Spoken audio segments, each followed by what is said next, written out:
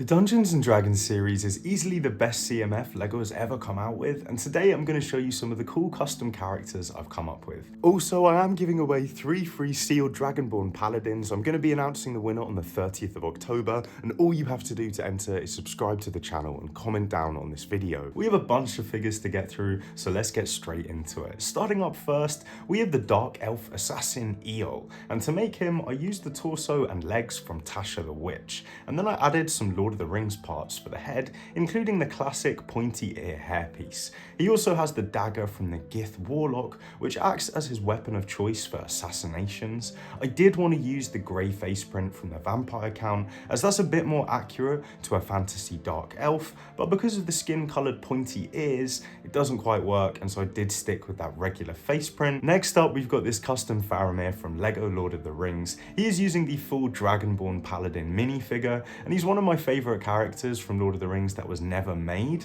So I've equipped him with this custom shield that has the white tree of Gondor printed on it, and to finish him I've added a hairpiece from Boromir, his brother, and also Obi-Wan Kenobi's face print from LEGO Star Wars. And I think this does a really good job of capturing Faramir in full Gondor armour. But next up we have this forest huntress, the daughter of a tough woodsman chieftain with no male heir. So to make her, I used some parts that actually became one of my favourite combinations.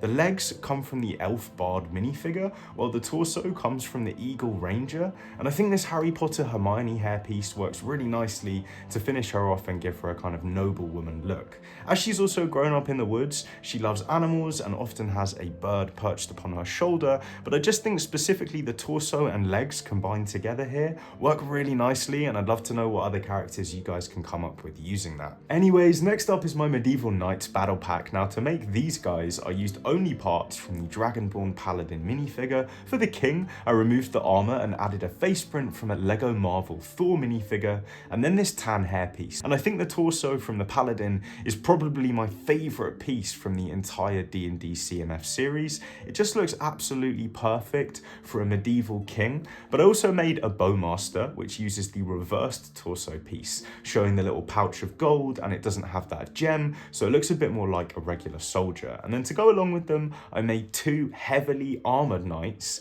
and to make these you really just need to add on the LEGO Castle bassinet helmet piece, and it's a really neat way to army build authentic looking medieval knights from this Paladin minifigure. And I actually ended up creating a full LEGO medieval kingdom for these knights in my last video. Make sure to check out the full thing if you enjoy this quick teaser. Eldarion is the king of Pelargir. He inherited the throne as a young boy in the midst of a great war, and only survived thanks to the companions who you are about to meet. Although a young and untested king, he proved wise in defending his kingdom, using his ancestral throne at Parvenion as a base of power to unite the 3 cities of Pelargir. But let's get back to these minifigures. I've also made this skeleton king, which uses the torso and legs from the vampire count and the skull from the skeleton sorcerer. I finished it off with this crown piece, which comes from the Witch King of Angmar, a LEGO The Hobbit set. I personally didn't like the bright red on the torso of the vampire count, and I really wasn't sure how I was going to use it. But next up we have this dragon rider. I always loved the Eragon books growing up, and this is a character inspired by the ancient order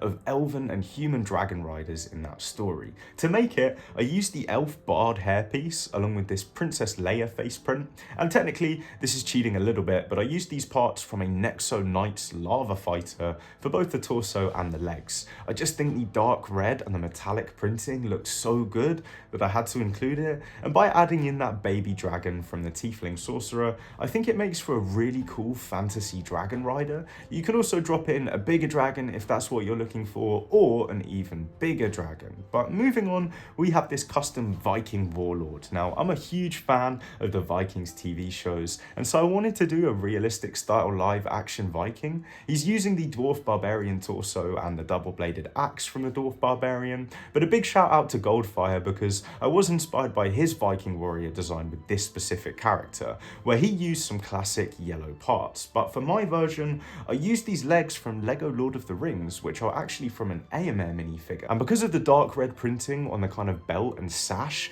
and also then on the torso, these match perfectly together.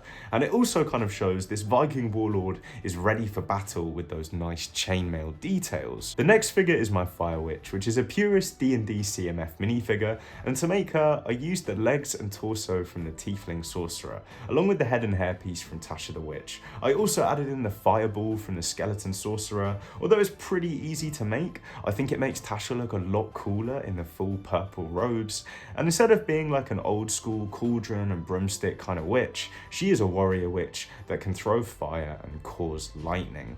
Next up, we have a pretty crazy one with this golden dragonborn warrior priest, and this minifigure cheats completely because the torso and leg pieces aren't even real Lego. They are custom and they come from a Lord of the Rings elf, but when I realized the gold matched perfectly, I thought it was a fun way to reuse all of the leftover dragonborn heads that I have from the paladin. And so I also made a dragonborn archer and a dragonborn shield warrior, and we'll probably turn them into a little golden dragonborn battle pack. Moving on, we have my Count Dracula, and this uses parts from the Vampire Count, which was one of my least favourite figures like I mentioned, but by adding in this Lego Castle Dragon Wizard torso and legs, I think he looks a lot more like a menacing Count Dracula. I've also equipped him with this staff, which can suck up blood and store it for later drinking inside the red ruby gem. And this combination of classic castle parts and the new D&D CMF series works so well together. It's really nostalgic, and I have another one coming up next, where we have this custom Lion Knight's King,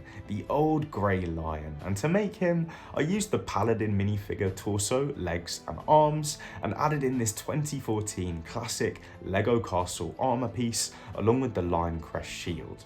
I just finished him off with a hairpiece and a face print from Balin's Skull, a LEGO Star Wars figure, and I think it all combines together to make a kind of tough, old looking king that actually matches really well with my other medieval dragon knights. So I thought maybe this old lion is a banner lord of the Dragon Kings and serves in their armies when he's called to aid. And I know that I wouldn't want to face a dragon and a lion on the battlefield. I also made this blue wizard, which was really just an excuse to use this classic blue wizard's hat. It doesn't quite match the dark navy of the Gith Warlock robes, but it comes pretty close, and he also carries the paladin weapon, which he uses as a magic staff, along with the all-seeing eye, which can view ahead and alert him to danger.